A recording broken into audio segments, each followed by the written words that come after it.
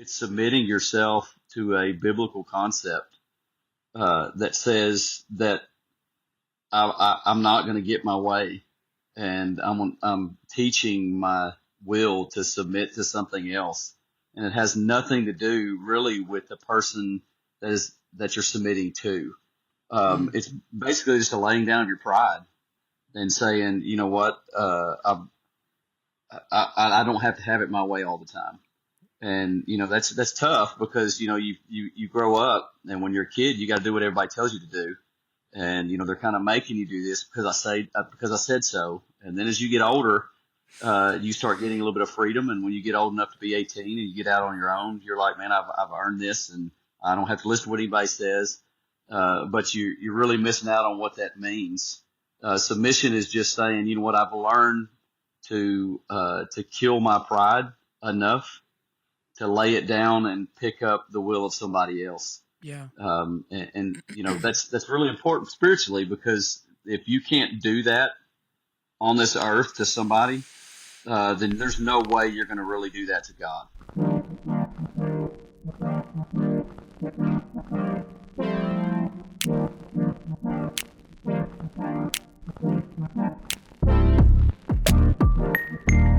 Action.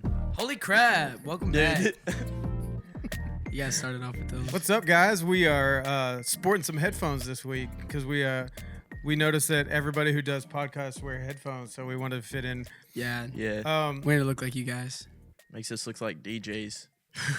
So we're super excited. This week we are going to have our first ever guest on the HolyCrap podcast. All the way from Yes, Uganda. Did you say Uganda? Yeah. Uganda. Anyway, I'd like to introduce my Me too. best buddy, good friend, Josh Drumm, all the way from Sheridan, Arkansas. Through the beauty of technology, we were able to have him represented here on our podcast. And we started, when we started talking about it, starting this podcast up, right about that time, we were at Wired, which is a kind of a youth retreat, and they did some young adult sessions. And Josh was a speaker at one of those sessions, and his topic was submission, which it was funny because I'm 42 years old. I feel like I've had a lot of life lessons in the area of submission, but the day that he was talking about that, I was sitting there writing stuff down. I'm like, man, I need to do better on this stuff. But at the same time, I was thinking this would be a great podcast topic. Oh, yeah. And so, Josh, I'm super, super happy to have you on with us. Why don't you go ahead and tell everybody just enough, what do they need to know about Josh Drumm, so that they can respect the word that's coming from you. They ain't nothing special about this guy. So me and Aaron's known each other for almost all our lives. Been in church most of our lives together. I'm 42 as well. Grew up in church. Been preaching since I was 16. I'm a family guy. I got 4 kids. Been married for a long time. Been together for over 20 years with my wife. We do family in church. That's what we do. And well, you live in Sheridan, Arkansas. There's probably only family church and church to do. Hey, we just got done with Timberfest, and Timberfest is awesome. And I would ask your podcast guys there, you would love it. You'd come down this little town, go watch lumberjack competitions. Okay. Competitions. Pull a tractor for the one time. Well, they actually have. It's the typical lumberjack stuff. They actually had 5 colleges with teams compete. No so, way, bro. Yeah, Colleges we had Oklahoma State. Yeah, Oklahoma State was there. Yeah, Bro. yeah. I mean, it was. Yeah, I mean, Somebody's people coming from somebody's Washington Googling State. right now. Does my college have a lumberjack team? Dude, Yeah. give me a flannel. Can I already walk got the on? jeans on, bro. Just throw me Dude, in I'm there. telling you, like it was legit. And I know SMU, they come and they bring 50 people. I mean, some of them are just fans, which is kind of funny, but people. it's really awesome. I mean, it really is. But anyway, that's that's gone. And now that's I guess we wait till the Christmas parade, and that's Christmas what we parade. got. Christmas Yeah. parade. Yep. So, dude, right now I love small town, dude. It's a Yeah. blessing to be in a small town. Oh, I think yeah. the That's older you really get, the more you appreciate a small town. Yeah. Yeah, Because then you're like, you don't want people on your grass and, all that kind of stuff that comes with age. Get off my lawn. No, for real. Yeah. You guys don't know anything about that. You're still trying to mow Yeah. grass. Not for real. their dads okay, are still having to make them mow their grass. Yeah. okay, so our audience is young adults and teenagers. And so our topic is submission. So just to start out, Josh, why don't you define for us what submission is? Yeah, well, I mean, I think right now when you're young, your definition of submission is always a negative thing. It's a word you don't want to hear, and when you hear it, you either roll your eyes, try to control yourself from rolling your eyes, and you probably, if a guy's going to start talking to you about submission, especially from a church standpoint, you probably close your ears off and you really don't listen to what they're trying to say. Couple reasons for that, right? I mean, our nature is that we especially as guys, we really have trouble with that submission. But really, what it is, it's submitting yourself to a biblical concept that says that I'm not going to get my way, and I'm teaching my will to submit to something else, and it has nothing to do really with the person that you're submitting to. It's basically just a laying down of your pride and saying, you know what, I don't have to have it my way all the time. And that's tough because you grow up, and when you're a kid, you got to do what everybody tells you to do, and they're kind of making you do this because I said so. And then as you get older, you start getting a little bit of freedom, and when you get old enough to be 18 and you get out on your own, you're like, man, I've earned this, and I don't have to listen to what anybody says. But you're really missing out on what that means.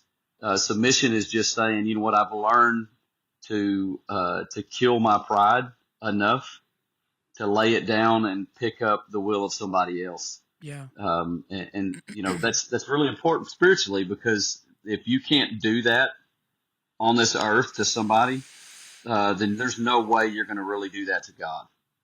Mm. So, I mean, submission is really about striking down your pride and saying, it's not about me, that I can make something not about me. Yeah. That's good. So we talked about what it means to be a follower of Christ, and you said something there that stuck out to me, that if you aren't able to submit yourself to a person, then you're not going to be able to submit yourself to God, which means you're not going to be able to follow God. Yeah. Right. Because following God means that you're willing to trust Him enough to Right. go where He leads you to go, but you've got to be submitted to Him. So, Well, I mean, and that's the point, right? Like, following is submission. right. Like, leading and wanting to be the person in charge, that's not submission. So, you can't truly learn how to follow if you can't put yourself in a place of submission. And and that's for following God too. If you can't submit to His will, the question you have to ask yourself is, am I really following Him, or am I just tagging along when I like what He's wanting me to do, and then when I don't want to do like He does, I just stop. Mm. Yeah, that's good. Another thing that you said that just kind of stood out to me is you said submission to a person is not necessarily about that person. Talk more about that. Right. Yeah. So, I mean, we look at submission and we think negative, like I said, and a lot of that's because from a leadership perspective, leaders don't understand it. So it had always been one of those things to where I expect for you to do what I tell you to do because I'm older than you, or I'm in a position of authority over you, and you have to do what I tell you to do. And because that's what they were told to do. That's how they learned what, or thought, or were taught what submission is, when that's really not the biblical concept of what submission is. I mean, submission really has nothing to do, like I said, with the person that you're submitting yourself to, more than it has to do with your attitude and your spirit and where you are from a humility standpoint, and allows yourself to be free to God. I mean, it's got nothing to do with that person. I mean, who that person is obviously can make it easier or not easy, but at the end of the day, it's a biblical. It's obeying biblical principles and biblical commands. Like we had said there at Wired, was that, even from early on, the commandment was honor your father and mother, that your days may be long upon the earth. Ephesians 6 say obey your parents in everything, for that pleases the Lord, right? So from an early on, when the Lord put down his commandments and said, hey, this is how you should live your life so that you can get closer to me, one of those main things was about submission, and that should be taught at an early age of what that is. And because it's just a biblical principle. Like once you learn how to submit, your life is a lot easier to live as you get older, when you start realizing that, God is in control of this. And the more that I buck him, the less that I follow him. It's a lot harder. Yeah. And I think sometimes,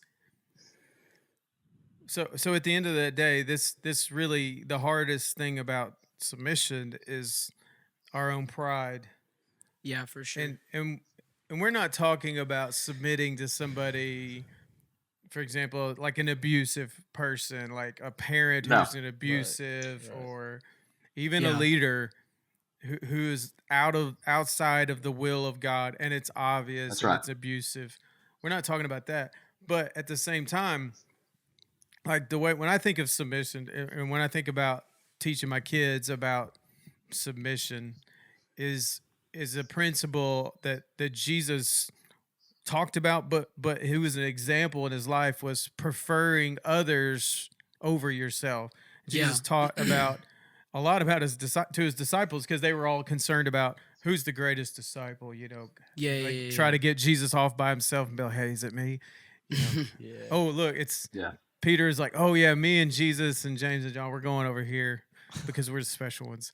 And so Jesus taught them a lot about it's better to take the lowest seat, or it was a lot of teaching about not letting your pride like make you above every other person, because really Jesus came on the scene at the low state, and then everything that he did was about serving other people.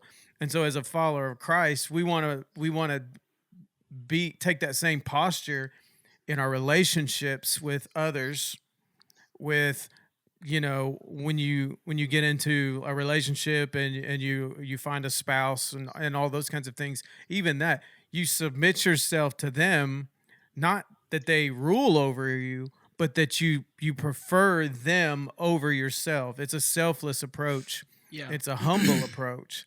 So the natural difficulty there is that pride is our natural reaction, and so humility is not our natural reaction. Yeah, for sure.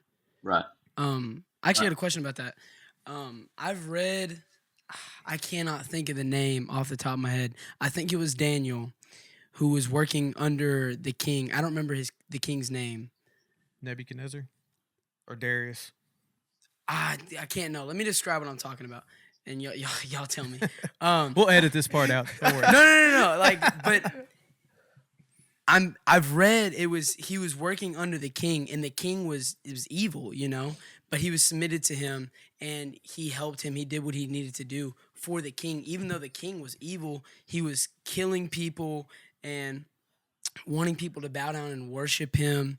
And Daniel was just like, no, I'm not going to do that, And you said it's not about having somebody who's evil or out of the will of God. But what do you say for somebody in a situation like that, where they kind of have to be? They have to be submitted to somebody like that.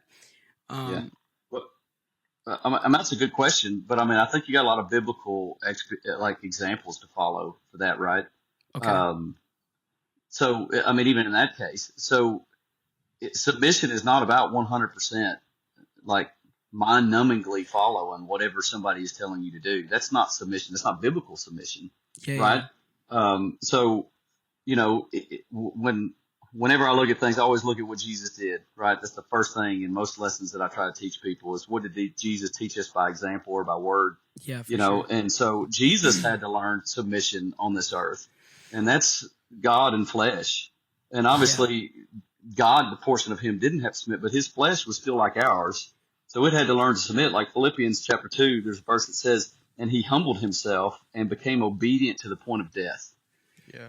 Yeah. So like he had to humble himself, even to the point of death. But I guess all my point just is that like you look at those, it's not about blindly following. It's about listening to what somebody is asking you to do. Mm. And when it lines up with scripture or is not against scripture, then you practice that obedience. But who I'm talking to today is not a 4-year-old kid, right? We're Right. talking to Yeah. teenage people. We're talking to young adults. For You sure. do have free will. You don't have to submit if you don't want to, right? And that's rebellion, but that's not what I'm talking about. But if you find yourself in a relationship or you have somebody over you, you have to use the word of God, ultimately submitting to it. You're submitting to that person in leadership because the Bible tells you to, right? When that person is in alignment with the word of God. So you follow them and submit to them until the point is reached that they are no longer in the word of God. And then you stand against it. So, I mean, it's the same thing. Daniel did that. Shadrach, Meshach, and Abednego, right? So, they were standing there and they were taken from their family. They were given these great opportunities and, they submitted. They weren't fighting and bucking and say, hey, the Hebrews rule, we need to overthrow you. No, they submitted until they told them you need to eat something that they were taught not to eat. Right. Right. And they didn't make a big fuss. That's another thing too about submission. It's not always about saying yes, sir, to whatever they say. It's about controlling your response. So they were told to eat something that they knew they shouldn't eat. Right? This is in Daniel 2, Shadrach, Meshach, and Abednego. They're standing there, they're like, we're not going to eat the king's meat. Yeah. Because it was meat they were instructed as a child not to eat, and it was not right to them. So, but they didn't kick and scream. Like that's the message to me in that situation. We want to protest because it's America and we protest about everything. I mean, we want to throw a big old fit about everything and put it on Instagram of, this Karen that went off on blah, blah, blah. I mean, and so when you do that, you've lost what the purpose is. It's that humility. And it's not that humility doesn't say, I'm going to just take whatever this person is dishing out to me. They stood up and they said, you know what? We're not going to do this. They didn't scream. They didn't kick. They didn't throw a fight. They didn't get rude. They didn't cuss. They didn't get mad. They just said, hey, guys, we're not going to do this. I can't do this. Yeah. Right. And so in that situation was a little easier. They were just like, well, you're going to get me fired if the king sees that you're not fat. And he said, well, try us. I will submit to my God and I will still submit to what I can with you. And when it's all over with, we're going to be healthier than they are. And they were. Right. And then later on in their lives, they were promoted. And now they're serving a king that doesn't know God. They don't care. He doesn't care anything about Jehovah. And so now they make this statue and they got to bow down before it. Right. And they have submitted up until this point. And they're like, you know what? I can't do this. And again, they didn't kick and scream and make a big deal about it. It was just, hey, I submit to you where I can, but this is where I have to stop. I got to draw the line. I can't submit to you in this area. And they explained why. Right. Now, hopefully what you're talking about, nobody's going to get thrown into a fiery furnace or anything, but I think the principle's still the same. For sure. The principle's still the same. Like, can I control myself enough to be like, you know what, dude, I am with you until you are without God. You're outside of God and his word. And then you explain to them very calmly and controlled. I can't do this because of this. Explain it to them from a biblical standpoint, even though they don't care. Because if they did, they wouldn't be asking you to do that anyway. Right. But you just keep it calm and say that's submission too, right? That's submission to God's word then. Yeah, for sure. That you're not supposed to lose your cool and go off on these people. But I think that's how you approach it. I think you do what you can to the point to where it's no longer acceptable by God, and then you keep it there. You keep it cordial and say, this is just where I stop. Now, when you get back in alignment with God, then I'll continue to submit. I've got no problem with doing this. But I'm not going to do ABC. Yeah. So was it for you in your life? How did that start for you? Was it always easy for you to submit, or no? Was it a problem at first? No. Yeah. I mean, I like to tell you I was the best kid ever. And I mean, I don't know, Aaron probably don't remember this, but you remember they used to call me the Pope? They I called don't you the know if they, I Pope? remember that. my nickname was the Pope in high school. Of course, me and Aaron we didn't go to high school. I drove Yeah. 40 minutes to get to church. So nobody went to my school, went to my church. I can't wait till But they Cam called me the gets there. Pope because I tried to live according to the Word of God, man. I really did. I didn't go nuts, go crazy. But they called me that, right? But Yeah. everybody's heart has rebellion. Yeah. Like everybody's heart wants to do what they want to do. It's just will. That's human nature, right? And what really would get to me is, and even to this day, I'm not going to tell you I'm perfect today. I just had instances this week at work to where, man, I acted like a big old baby because somebody hurt my pride and overstepped or, didn't invite me to something and, Yeah. and insulted my intelligence, which is, dude, I'm telling you, I don't want to be superior to anybody, but I don't want to be inferior to anybody, right? Yeah. But that's that pride, right? Yeah. But no, like when I learned it really to me it was easy in youth group. It was easy in youth group, and that's because we had a great youth pastor. I had great friends, dude, and we had a lot of fun. But I wouldn't say we were that crazy, Aaron. As No. we did stupid fun things, but we didn't do stupid sinful things. And so it made it really easy for me and comfortable to not have to really worry about that. And I really, to be honest, Aaron, I don't think we were really asked to have to submit a whole bunch to a lot of crazy things. We just kind of, we were directed and we were given good teaching, but it wasn't really hard. When it got really hard was when me and Aaron went to college and we started going to a church that believed a little bit different on certain topics than us. Yeah. I hopefully they'll be listening to this. I mean, there's no animosity at all, but there was just differences in the way that we read scriptures and what we thought was standards and applications and limits in our lives to do certain things. Because until then, I was surrounded by people that believed exactly like me, and I didn't have to worry about submitting because I agreed with what they were saying. So there's really not a lot of submission when you're in agreement already. That's Yeah, for easy, sure. right? Yeah.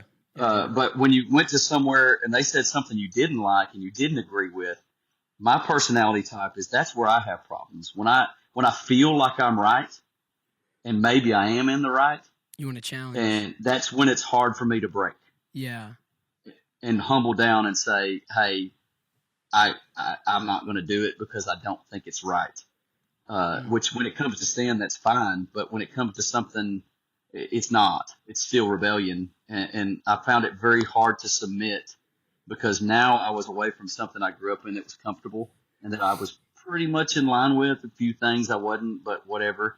So now there was a lot of things that I was asked by leadership to do that I didn't necessarily agree with. And none of them, I'm telling you guys, none of those were none of those were sin. Right. None of those were anything that was outside of, what you would consider to be right and wrong. But it was just stuff that I did not see. I did not understand it biblically the way that they did.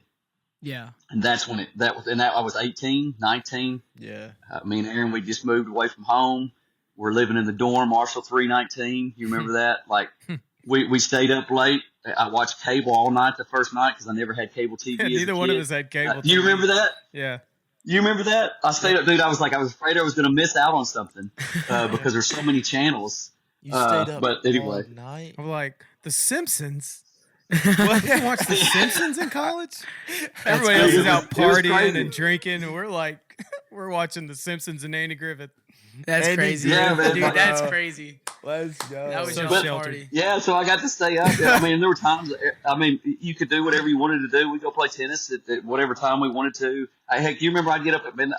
I couldn't sleep. I'd get out at midnight and I'd run 6 miles around campus Yeah, because see, I could. We'd go to Walmart at I 2 didn't o'clock do in the that. morning if we wanted. Yeah, that's one Aaron didn't thing. do that. That's one thing you would never catch me doing, Braden would have submitted to you there. dude. I'm telling you, when we had to run that hill at camp in front of everybody, I about died. I was okay. Yeah. I was good. No, But I You mean, gotta get your the cardio point up, was like, son. we reached the point in our lives where we had a little bit of freedom. And we didn't go nuts, dude. I've known people that went nuts. We went Oh, to youth yeah. group with people that when they got that, they went nuts and did some crazier things and Yeah. whatever. I mean, we didn't really get, but it was the freedom. And so, now you're just like, hey, I'm my own man. I'm living on my own. If I don't make dinner, I don't eat. I mean, my dinner was a Hot Pocket in the microwave, so I'm not going. Aaron was cooking gourmet stuff, and I was eating a mac and cheese cup or something. But Mac and uh, cheese cup. yeah, you were on Crab. your own, and you felt big. You felt like you were free. Now you're your own man. You're an adult, and you can do whatever you wanted to do when you wanted to do. And then we walk into this church, and the church is a lot more controlled than what we were used to. And so it was kind of a meeting of two strong tides, right? I finally get a little bit of freedom, and boom, here comes somebody in leadership that wants more out of me than what I'm used to and what I really agreed with. And so it was like, boom, a big crash. And I was like, man. And even to one point, I mean, I'm not, I mean, we and Aaron, we went to tried to find different places to go, because we're like, man, I don't know if I can do this. This is a lot different. It's asking too much from what I'm used to and what I'm willing to do. Yeah. And honestly, it came down to the fact that we could never find a place. I mean, that was the only place that we were like, I mean, this is it. Like, and it was kind of begrudgingly, at least for me, Aaron. I don't know about you. And that was it. I met somebody that wanted something more out of me than what I was normally giving and willing to give. And that's when the struggle really started. My season of submission started that day. Yeah, it's funny though. I talk about that season of my life all the time because, and at the time, I didn't realize how important it was going to be for the rest of my life. But I mean, I was in exactly the same position. I was in a church. They had different standards and different things that they asked of the people that served in the church. But I was at a place in my life that I was really searching to find out who God was because I was away from the church I grew up in, my youth group, and I was out on my own. And I was really hungry for truth to define it. I wanted to make sure that I knew I was believing what God wanted me to believe about everything because I was in a place where I was like, oh, there's different things out here. I want to know. But I was also just so hungry for a God. And so the first thing that I came up against was a situation that required me to say, okay, it's not maybe so important about my principles or what I believe about the Bible saying because I could have justified why some of those things were not in the Bible.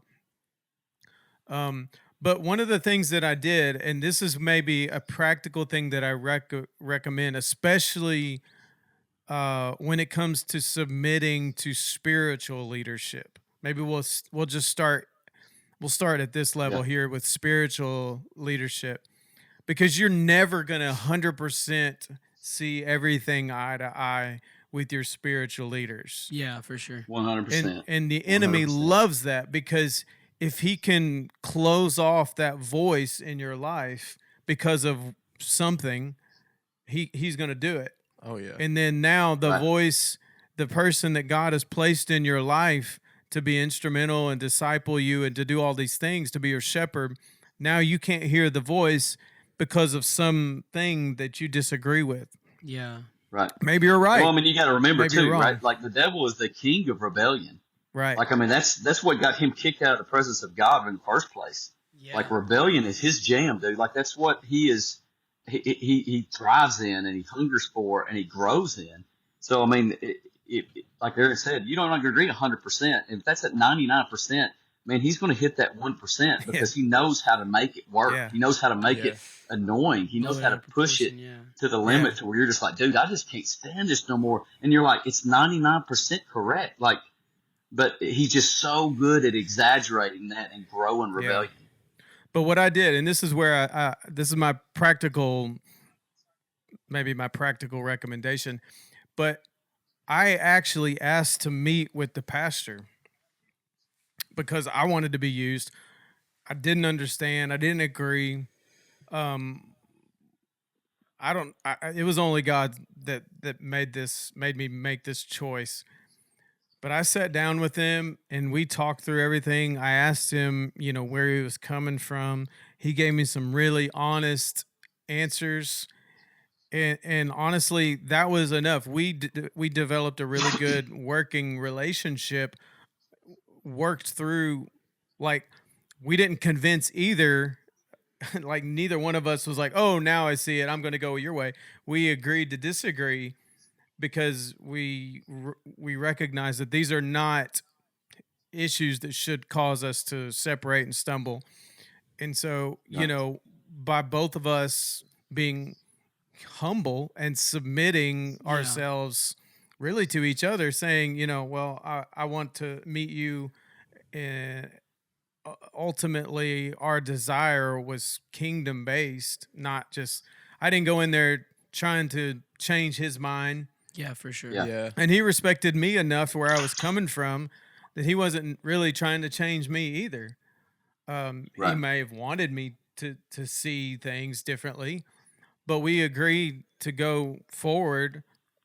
But I submitted myself to what he was asking. Now, I could have beat my chest and said, that's not what the Bible says, and I'm not Yep. going to do that. I'm going to stand on the word of the Lord. And but in that case, I would have been wrong. And here's the thing, I would have missed out on what that opportunity led me. Just to make this short story. So I wanted to play the drums because up until that point, that's what I did in church. I was a church drummer. I'd never thought about doing anything else. Watch out for them.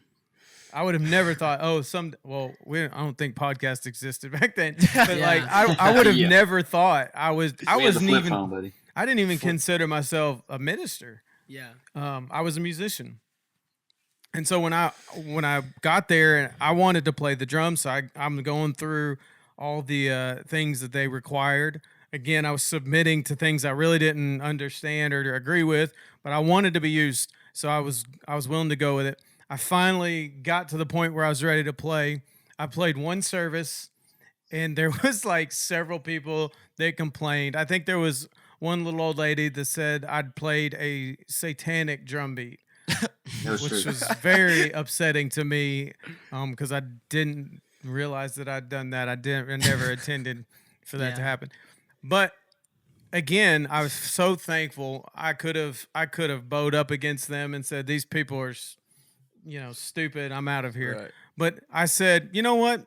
Maybe I should do something else. And I was like, well, what is something you guys need?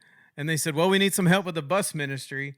Like, they bust kids in from like an inner city thing. And I was like, oh, because I'd never done anything like that. And I was super uncomfortable on kids.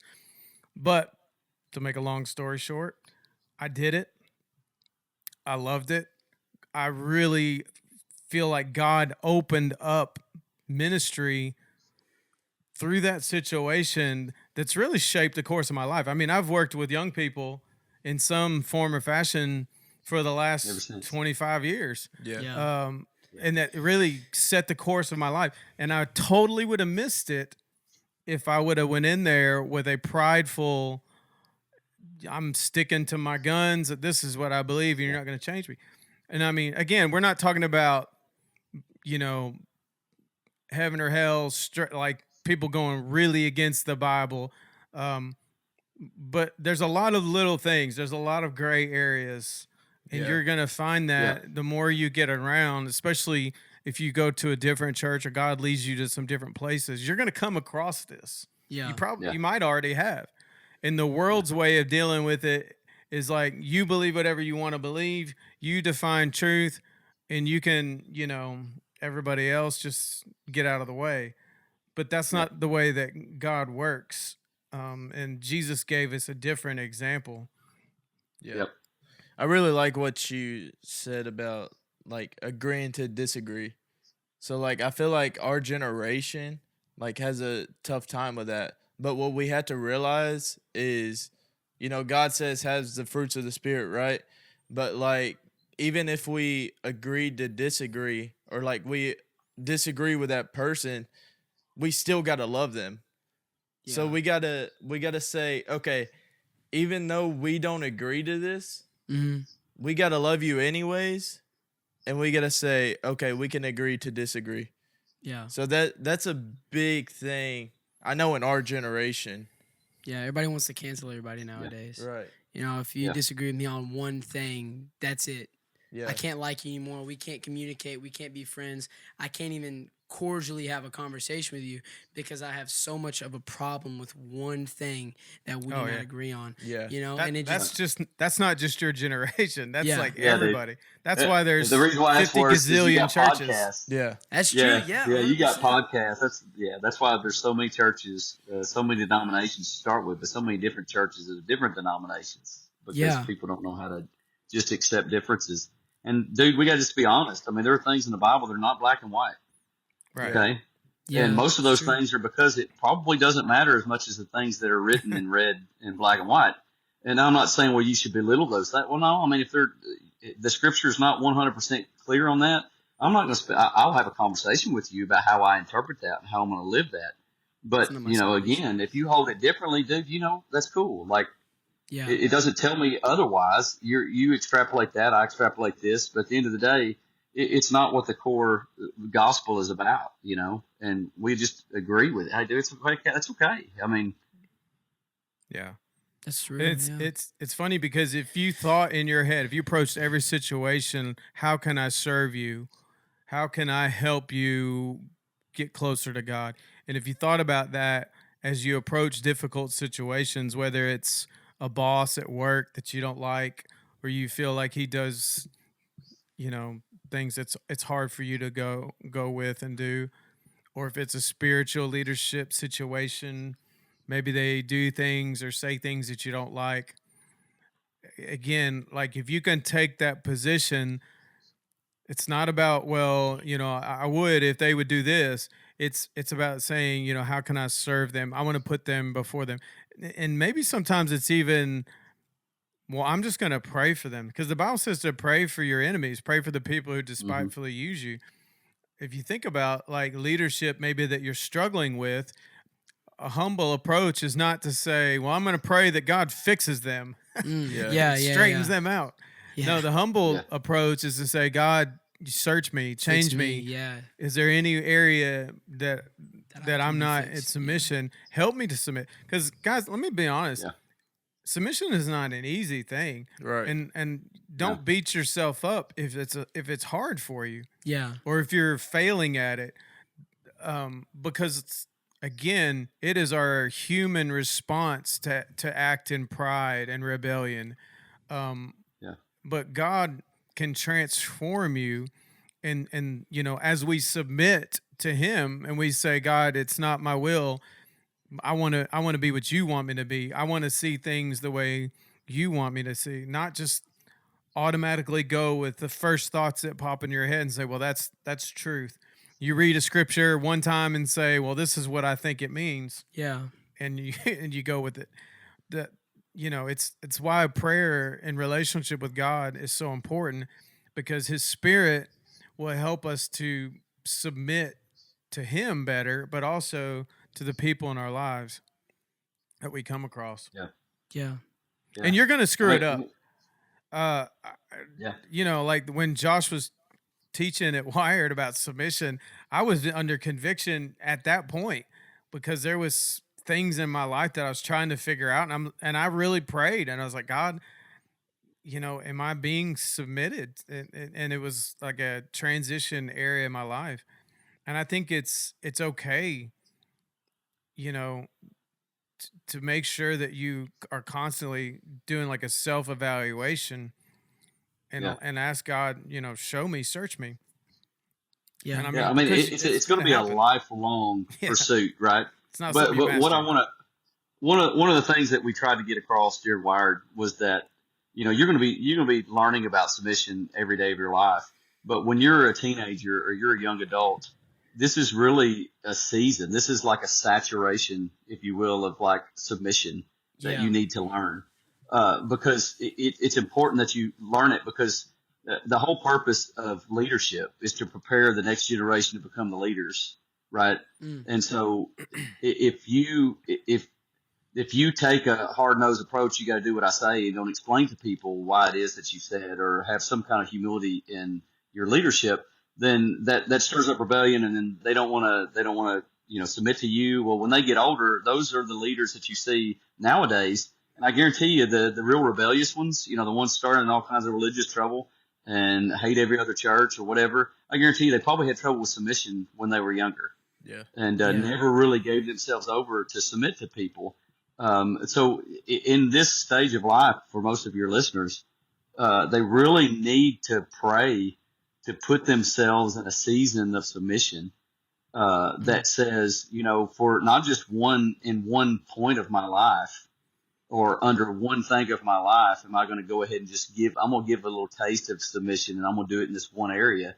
When you're in that age, this is a great time for you to learn how to saturate yourself in that, because you will never be a leader if you don't learn how to follow. That's good. Because you Yeah. don't know what it's like to make somebody follow you if you don't learn how to follow yourself. You know what I'm saying? Right. And so, there's one of the biblical examples we used at Wired was Elijah and Elisha, right? And, everybody knew that Elisha was going to take the place of Elijah. That was the whole purpose of their relationship. Yeah. But there was a year process to where Elisha would just do and follow Elijah wherever he went. No matter what he did, he refused to move from him. Even when Elijah was like, "Hey, dude, you ain't got to follow me here," and he's like, "No, I'm going to follow you until the day you're gone. Like, this is that important to me." And what you saw through the evolution of that story is that he wanted the double portion of what Elijah had, and he said, "If you stay with me till the end, you're going to get what you've asked for." And we know the story. He did, right? And when it was Elijah's turn to go, and Elisha's turn to step up, he was able to walk in that instantly. The Bible said he took up this mantle and he struck the water, and it departed to where he could walk across. And that was the last miracle that Elijah did, was the first miracle that Elisha did, because he walked in submission behind him until it was his turn to walk out of the season of submission into a season of leadership. And, it's important that if we don't walk like that, then you're never going to fulfill God's calling in your life to lead.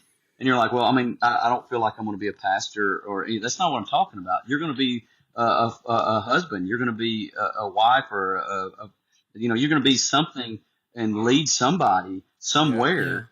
Yeah. And you've got to be able to walk in that ability to stay humble and submit and teach people how to submit. So when they get older, because it's supposed to build on top of each other. And I think for you guys, for this age group, it's my recommendation would be is find that way to submit, like saturated, not just instances, because you'll do that the rest of your life.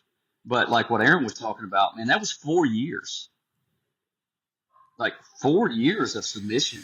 And he went through some of the summers. I got to go home to my home church and, be under a different pastor. You know what I'm saying? Like that, he did summers, and he was a summer after, and but it was for all of us, both of us, it was a season that we just saturated. We had to live it every day.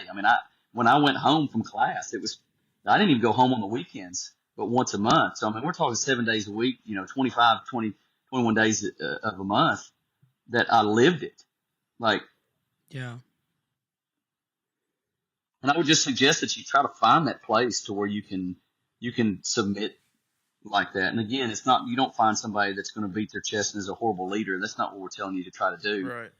But to your point, you have to kind of use the wisdom God's given you. You are an adult. You are old enough to make that call to say, look, this dude's loco, that I'm not going to do that. Okay. Right. But if you find somebody that you respect and is full of the Spirit and is really just trying to teach you and help you, then you've got somebody that's worth giving that to and submitting and opening up.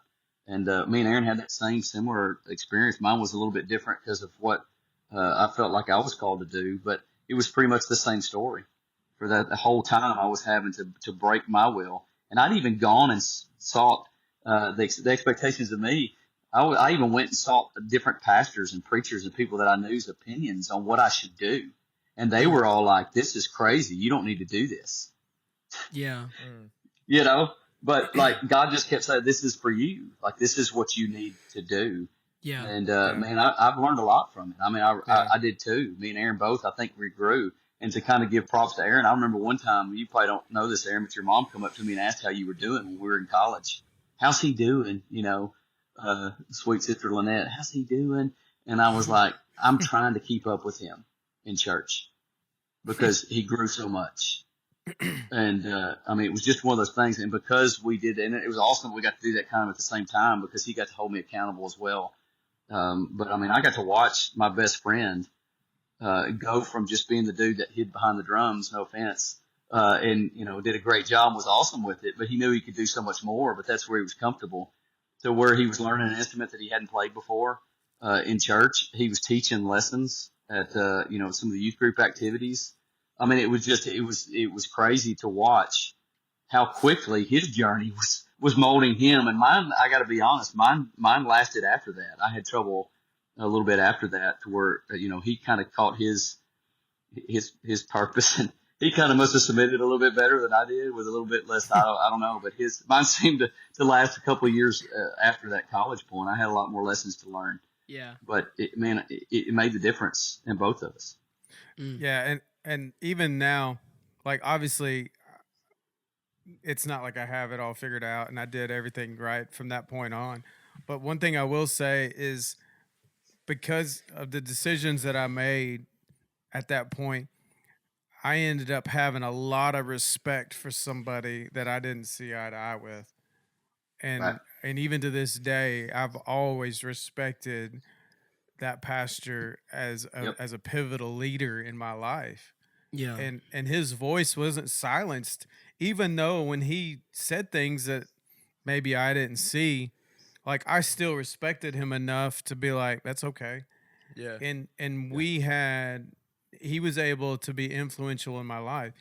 And so to me, that's one of the fruits of submission, because you may not, I mean, to be honest, I'd say it's pretty rare to find somebody that's going to be, God puts over to you a bit of leadership, that you're like lockstep, every single thing we agree. But one of the greatest, Mm-hmm. and it's actually a book, it's called, I think it's called A Tale of Three Kings, but it's an older book, but it talks about King David. Okay. He'd been anointed to be king by Samuel, Mm-hmm. but Saul was still king. Yeah. And Mm-hmm. so Saul had, he was in this state where he just was so jealous of David. Even though he was still king, he was jealous of David, and he would hunt David. Like, he would chase him all around, trying to kill him. Literally, yeah. And there was this one point where David kind of gets the drop on him. Saul's asleep in a cave, and his men are like, "Hey, David, he's sleeping. You can end it right now," because they've been chased by Saul. Yeah. And David never fought back, but he was running from Saul, and he had a chance to kill him, and he didn't. And he said, "I can't touch God's anointed." God's anointed, yeah. Now, we have the ability to look at that Bible passage and be like, well, I don't think Saul was anointed at this point. But the point that the author makes in that book is that it's not up to us to decide who's anointed and who's not. That's good. Because that's real it good. was somebody that God had anointed, and David knew that. And so he was like, I'm not going to touch him. He's trying to kill me, Yeah. but I'm not going to touch him. And the lesson there, again, just goes looping back to what you said at the beginning, Josh, is it's not always about the person. Sometimes it's more about us. And God may be having you in a season to where you're submitting to maybe a spiritual leader, or maybe just a bad boss. But you are learning, and God is going to use this situation to be able to direct you in a path, or give you some experience that's going to be pivotal in your life. Yeah. And so it's about, man, the humility of David to say, no, I'm not going to touch him. Yeah. And even like, I'm fuzzy on it, but like, something happened and somebody was bragging or saying that, oh, Saul's dead, we should celebrate. And David was upset with that man because he mourned Saul. Just, and again, just the humility of David is a lesson for us. Yeah. Right. Well, I mean, and it kind of loops back to what we were talking about, a season. because seasons change, right? Like a season isn't meant to last forever. But like just because David was anointed to be king, Right. and he wasn't installed as king because his season hadn't come. So like he was still riding in a season, even though he knew it, and that's hard, right? When Yeah. you know what your future is kind of pointing to, but Yeah. it's not quite there yet. That's the hardest time to submit because you're like, dude, I want to be there. I want to be there. And like Sometimes, he just gives you, like Aaron said, he gives you such a good example that says, you know what, it's not my time yet because Yeah. God still has Saul alive. I'm not king. So, you know, my season's not here yet because his season's not over. So, I mean, it just kind of circles back. That's a really good point, Aaron. So Yeah. so let's kind of bring this to a close. What, as far as the season, maybe this is a question you guys might have. How do you know when God is moving you out of that season? Does that make sense? Like you said, Yeah. you're in a time of learning to submit. But like When you know I you're know ready there's to been lead. times in my lives it's like, Yeah. God, how long is this gonna last? Yeah. Right. Yeah. What would you But, I, say? mean, I think it's a tough one, right? Because you might not, you might walk in a small season of that later in your life. If I think it's really has to do with what God sees of your heart, that He's trying to condition your heart to be ready for whatever it is that He has prepared for you. So I think for some people, I'm not gonna call it a relapse season, but you know what I'm saying? Like, hey, it's starting to well up inside of you again. So I'm gonna put you Gotta through check something it. else Yeah. to teach you, right? To mold you and to kind of remind you that submission is still important. But I mean, I think honestly, when you get older and you mature, and that's not just age, but where your maturity level grows through that process, you start to understand that you're changing and when you change, right? Yeah. And to be honest, like Aaron, I don't know about you, but like when I got out of it, I didn't want to leave it. Like, because I found wholeness there that I didn't think I would find Mm. in that season because my heart was now in a place to where God wanted it to be. Humble. And so, you know, I don't think Yeah. I honestly, Aaron, I don't think I got out of it. I think I walk in it better. You know what I'm Yeah, saying? yeah. Like the moment that you're no longer is when you start having people needing you for mentorship. Okay. Is when you start transitioning over and saying, okay, well, I've learned a little bit. I'm still walking in it. I'm 42 and I'm submitted to my pastor. I am like, and other men that are in my life that are, I would consider to be spiritual leaders in my life. But, you know, like we talked about then, dude, at 42, there's a lot of people that I held as mentors and they're dead, Yeah. you know, like they're moving on. And so more people are starting to look to me, as for advice and for, you know, encouragement and for different things. And, I think that's when I started to tilt a little bit. I think I've never really left it, but I think that you start getting older and people start lining up behind you Yeah. and start getting into a place to where now you start pouring a little bit and turning your attention away from, okay, here's the person I'm learning from. And now you turn around and be like, okay, now let me turn around and mentor this person. And of course, when you're at our age, we're still at that middle point, right? To where we still have, you know, maybe 60-40, you know, where 40% of us are still are submitting and, you know, 60% we're trying to mentor to other people. But I think you know it. Yeah. And it's not what you think it's going to be. If you're sitting here listening, you're like, man, I don't want to submit and this is going to be hard. This is going to be tough. When you get to the end of that, that's not what you're going to think. Yeah. Yeah. And I You're going think to think, God keeps some of us in seasons longer because we don't get to the place where we're ready to progress. Yeah. Sometimes right, because we're not able to submit to God or to leaders, we have a lot of pride, you know, because God is not going to put you somewhere you're not ready for. Right. Yeah, right, for sure. But again, if we look at the Bible and we study people's lives, the people that God used, why would Samuel anoint David so far before the time that he actually became king? You know, why did the disciples follow Jesus for 3.5 years Before they went out. before, Yeah. you know, because God, everything that God does with us is a process, hmm which is again why you can't be so hard on yourself sometimes and saying, well, I screwed this up. Like, our mistakes, God makes that part of the process Mm. to where, again, we get Yeah. better at it. We are able to see things more clearly as Yeah. we mature and have more experience. But, you know, seasons change, but you'll always need to be submitted, I believe, to someone. Yeah. Well, Number and obviously God. Yeah, for sure. yeah, I mean, I've been in my places in my life to where, I was freed, I guess you would say, from having that. I didn't have any direct line or whatever, and I desired it. Like I was looking for somebody that I could sit underneath, because I don't know, maybe I just got weary and carrying weights and, of adulthood or whatever.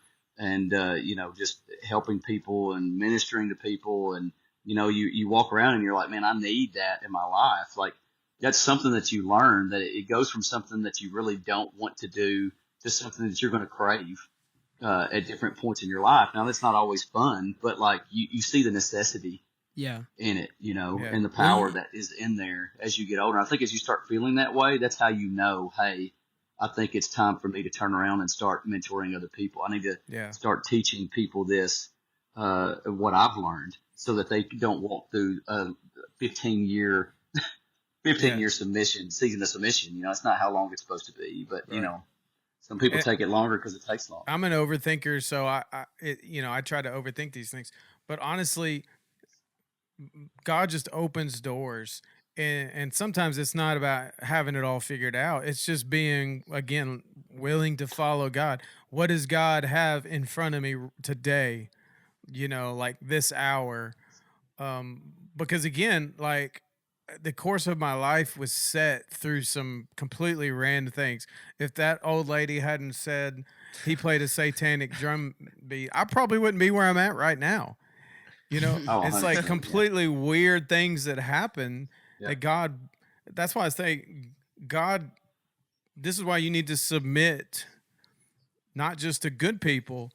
Sometimes you need to Yeah. submit to things that you're not sure about, because it's all part of God's process of Right. developing you for the next thing, the next purpose that He Right. has in your life, the Yeah. next season.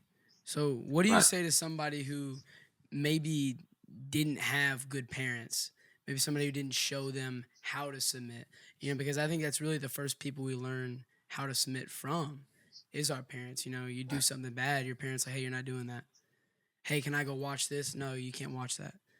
Hey, can I go hang out? No, you know what I'm saying? They teach us how to submit at first. Yeah. And through that, we kind of see how God wants us to submit. What do you say to somebody who maybe didn't have a good father or a good mother to teach them how to do that? And so now they've gotten to a place where I even know for me, I had good parents, but I had so much pride, it was hard for me to submit. What do you say to somebody who's in that boat where it's just they've never been shown that? Yeah, I mean, again, it a lot depends on the person, but I think that's the beauty of the church. I think Yeah. it puts them at a negative disposition and at kind of behind the eight ball a little bit, on a curve, because they have to learn lessons that God had naturally wanted to be taught. Obviously, like we talked about the Ten Commandments, and you're right, spot on. I mean, it's supposed to come from the home, Yeah. but it doesn't, and that's our civilization right now, our country. It's kind of struggling with that. I think maybe that's some of the issues we have, from a youth perspective with rebellion. But I think that's the beauty of the church. I think if Mm. somebody is in that situation, if they humble themselves and say, I want this, I crave this, then what we're talking about to the entire church body is that the church body should be there. And it may not be a pastor. And honestly, it probably doesn't need to be a pastor. He's got other things to worry about. He's got stuff to do, and great if you got one. But there's a church mama there. There's a church dad there, right? I Yeah, mean, for sure. there's people in the 30s, 40s that would love to help walk you through that. At least I would think. I would like. But again, if they have not made themselves ready either, then they're not prepared, like they were supposed to be by God, Mm. because they haven't been through that season. But that's what we're talking about. So if you've been through that season and you're in your 30s and you're listening to this, or 40s or whatever, maybe even in your late 20s, and there's a 15, 16-year-old kid who's just eating up with rebellion and knows it and feels convicted and just doesn't know what to do with it, I think that's the purpose of the church. Yeah, for somebody sure. that's walked through Yeah. that, right? When if somebody's overtaken with a sin, you which are spiritual, right? You help them. They'll learn the lesson. I've walked this road, and let me help you, right? And so Yeah. that kid needs to understand. Number one, it's wise that you understand that you need that in your life, but you got to humble yourself like you've never had to before, and Yeah. accept that. Yeah. And then hopefully there's somebody older that's willing to, hey, stop sitting on the pew doing nothing, Yeah. being spoon fed by your pastor, and think you can skirt through and get to heaven. There's people that need you. Like there are kids. Yeah. It's not the pastor's job. It's not the ministry's Yeah. job. It's all our ministry's job that we can take that up and be that spiritual father and mother. Teach people how to be disciples. Yeah. Yep. Now we've just went to a whole nother subject of the functionality of the church. I think just maybe to sum it up, one of the most important things in submission is love. If you love somebody, then you'll be willing to submit to them. When you really tap into God's love, and you're Yeah. able to feel that, and it's something that's flowing out of you, then it's a desire that you have naturally that God creates in you Yeah, for to sure. submit. Same when you get married and you fall in love, then you naturally desire to serve that other person and to meet her needs or whatever it is. You want to put her first, and then that's why you see when people stop doing that, or then and love, it gets a little faint in their life. But I think at the end of the day, even if somebody didn't have great examples in their life, or maybe the church is not, it's not set up to help people that way, if you're in that boat, then you can always rely on the fact that God promised that he's going to transform you into what he wants you to be. And that includes the ability to submit to who you need to submit to. He'll show you, Right. he'll give you the ability to do it when you're going to look back on it and be like, man, I don't know how I did that. Yeah, for because sure. For sure. when you get some years on you, you'll be able to do that. You'll be able to look back and say, like, how did I do that? Yeah. I'm like, how did I make those good decisions? And pride would be like, well, I was just I'm I just had so good holy. parents, and I was Yeah. on fire for God. I was doing all the right things. Yeah. No, I wasn't.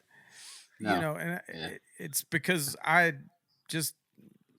don't know. I guess it's naturally to say I got lucky, but God he loved me so much, and he had a purpose for me, and he drew my heart, and it made me make the decisions that I did.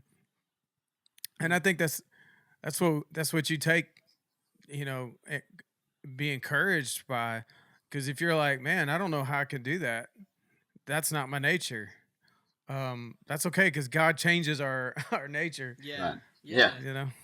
It's not supposed to be your nature. Yeah, Right. That's the Right. point. Yeah. Put on the new man. Well, Josh, man, I appreciate it. Yeah. Yeah. Of course, bro. Yes. I appreciate y'all having me, man. Maybe the one time I'll be there in person. Hey. Yeah. Hey, for the one time, close us out with a nice little holy crap. What? Holy crap! Holy crap. I didn't know I was supposed to say that. Am I allowed to say that?